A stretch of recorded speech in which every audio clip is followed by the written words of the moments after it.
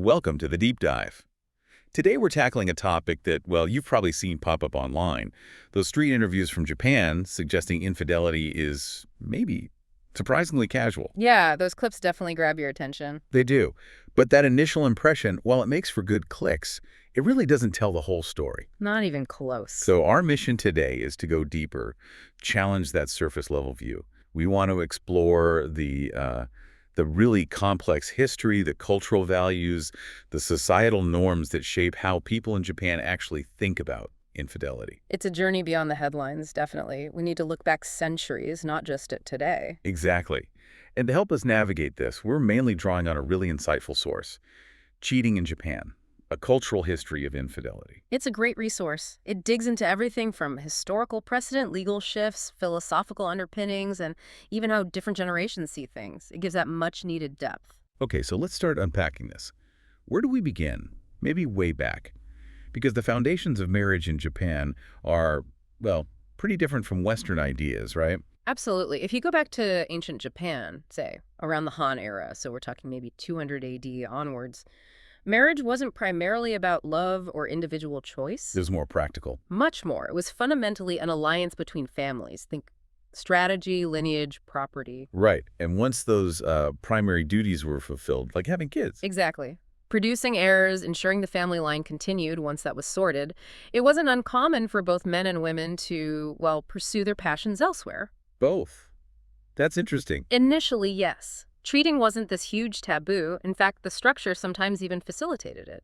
Among the Han elite, for example, couples often lived in separate residences. Making discrete affairs much easier, I imagine. Precisely. So for a time, it was quite commonplace and accepted for both genders. But you said initially, so that changed. It did. That sort of openness or flexibility, it didn't last equally. Over time, it gradually shifted and became much more of a male privilege. Okay, how did that happen? When did the double standard really set in? Well, things really hardened by the Tokugawa period. That's roughly the 17th to mid-19th century, and continued into the Meiji era, which followed. Societal roles became much more rigid. So men could. Men were generally permitted, even expected by some, to seek sex and intimacy outside marriage. You had legal red light districts like Yoshiwara catering to this. It was, part of the landscape. Women. A completely different story. They were expected to be absolutely loyal, chaste, dedicated to the family, even if their own marriage was difficult or, frankly, abusive. Well, and this wasn't just social pressure, was it? It was more formal. Oh, absolutely. Education for women, often based on Confucian ideals, really emphasized obedience, duty, and chastity above all else. But the laws themselves were, well, brutal. How so? It's quite shocking, really. A husband had the legal right to kill his wife and her lover if he caught them cheating. He could kill them. Legally. Legally. That legal and moral framework, essentially, you could say, gaslit generations of women into just accepting their husband's infidelity as normal or maybe even deserved. It was deeply ingrained. That's hard to wrap your head around, that level of control and acceptance. So this went on for centuries. For centuries, yes, which makes the change when it came even more significant. Right. You mentioned legal equality for adultery only came after World War II. That's incredibly recent in the grand scheme of things. Yeah. What drove that shift? It seems to have been a mix of things. Major political reforms after the war played a big part. There was also the introduction of Christian values, which have a very different stance on monogamy. And just more contact with the West generally. Yeah, exactly. Globalization brought Western ideas about romantic love and monogamous marriage more into the mainstream.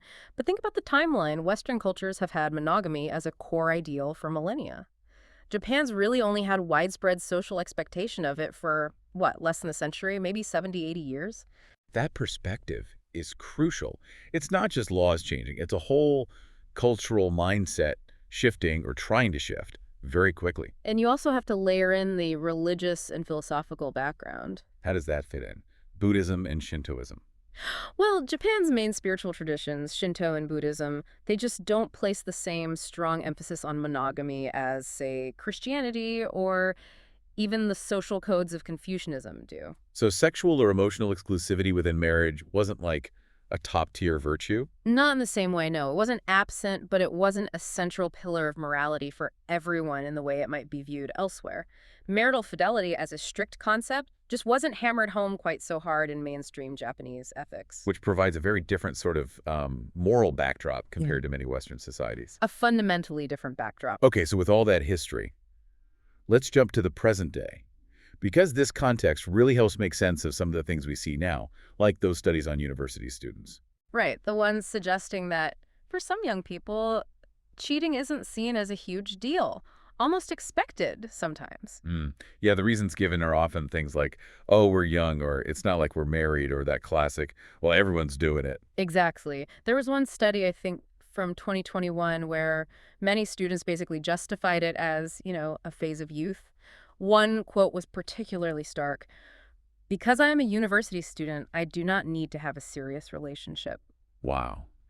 But there's a really important caveat here, isn't there? Who were they talking to in that study? Yes, absolutely crucial context. That specific study focused on people who had cheated or been cheated on or were the other person. So it's a specific subgroup. Their views definitely don't represent all young Japanese people. Right. It's not a random sample saying cheating is fine. It's people already involved in it explaining their rationale. Precisely. Okay. And what about that other viral clip? The one where some young women seemed to say it was okay for their boyfriends to go to prostitutes? That caused quite a stir. It did. And on the surface, it sounds incredibly laissez-faire, doesn't it? Totally. But again, digging deeper revealed something else. Yes. When researchers probed further, it turned out many weren't genuinely okay with it at all. It was more like resignation. Resignation rooted in those societal expectations we talked about. So it ties back to those cultural concepts. Exactly. You see echoes of shogunai, which means something like, it can't be helped, accepting things you can't change, and gaman, that idea of enduring hardship quietly, without complaint. So it's less, I approve, and more, what can I do? Almost mirroring how previous generations of women might have felt forced to tolerate their husbands' affairs. It's a fascinating parallel, yes. That sense of enduring something unpleasant because it feels like the expected or unavoidable path. Personal feelings take a backseat to perceived social reality. So this isn't just about youth culture. How do older generations fit into this picture, especially those in long-term marriages? That's another really interesting dimension. For some older couples, particularly those married for decades, infidelity might be viewed, perhaps controversially, less as a fundamental betrayal and more as, well, a way to keep the family unit together. Without going through a divorce. Exactly. Divorce in Japan, while more common now than decades ago, can still carry significant social stigma and practical difficulties, especially concerning children, finances, and family reputation.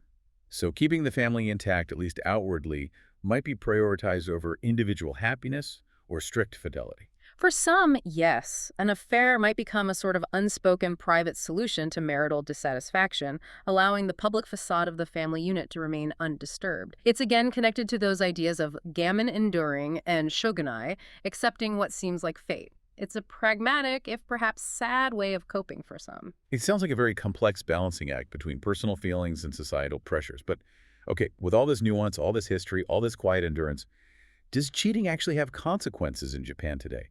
Or is it really just overlooked? Oh, it definitely has consequences. Public consequences, especially. It's absolutely not a free-for-all. We've seen examples, right? High-profile ones. Absolutely. Look at Carolina Shimino, Miss Japan 2024. She lost her crown very publicly over an affair. And there are other celebrities like Becky or Yakutamari whose careers took major hits because of infidelity scandals. So the idea that it's just universally accepted is wrong. Completely wrong. It shows that while tolerance might exist in certain private contexts or be influenced by historical norms, public transgressions, especially by figures in the spotlight, are often judged quite harshly. Society doesn't just shrug collectively. Okay, so wrapping this all together, the simple narrative that Japan has a cheating culture idea, it's just too simplistic, isn't it? Far too simplistic, it's misleading. What we're actually seeing is a society in flux, really, a societal evolution. Where the past still echoes very strongly. Definitely. You have these historical norms, especially around gender roles and family structure, that haven't just vanished, they still exert an influence. Then you layer on top some younger people maybe downplaying cheating for various reasons, youth, social trends, whatever. And older generations perhaps using it or enduring it as a strategy to maintain social harmony, to avoid the perceived greater disruption of divorce. Exactly. It's this complex mix of lingering history, generational attitudes, and pragmatic choices all woven together. It's not one single thing. But beneath all that, What about the core values? Do things like trust, commitment, fidelity still matter? I think they absolutely do. They remain deeply important values in Japan, just like anywhere else. The way those ideals are expressed or perhaps compromised on might look different because of that unique historical and cultural context we've been discussing. But the underlying desire for trust and emotional commitment, that seems pretty universal. It really makes you think, doesn't it? About how our own cultural backstories, the things we often don't even consciously consider, shape our deepest beliefs about love, relationships, loyalty. Mm-hmm. How something seemingly straightforward like fidelity can actually manifest in such different ways depending on where you are and when you are.